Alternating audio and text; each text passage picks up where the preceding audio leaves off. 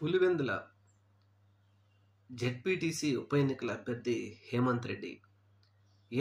ఈయన గ్రామంలో పోలీసులతో పాటు తెలుగుదేశం పార్టీ 200 మంది గుండాలు నిర్బంధించేశారు.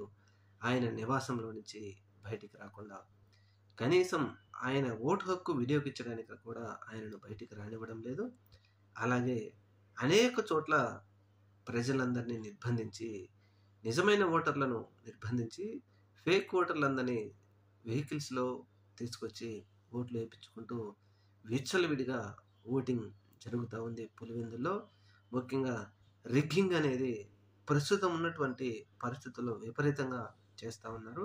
కొన్ని వేలాది మంది ప్రజలు గుండాలను టీడీపీ తీసుకెళ్లడంతో అందులో నిజమైన ఓటర్లు ఎవరో తెలియక వారి ఇష్టం వచ్చినట్టు విచ్చలవిడిగా రిగ్గింగ్ చేసుకుంటా ఉన్నారు టీడీపీ గుండాలు. మరి ఇది ఏ విధమైనటువంటి విజయం? ఇది నైతిక విజయమేనా అని పులివెందుల ప్రజలు ప్రశ్నిస్తూ ఉన్నారు.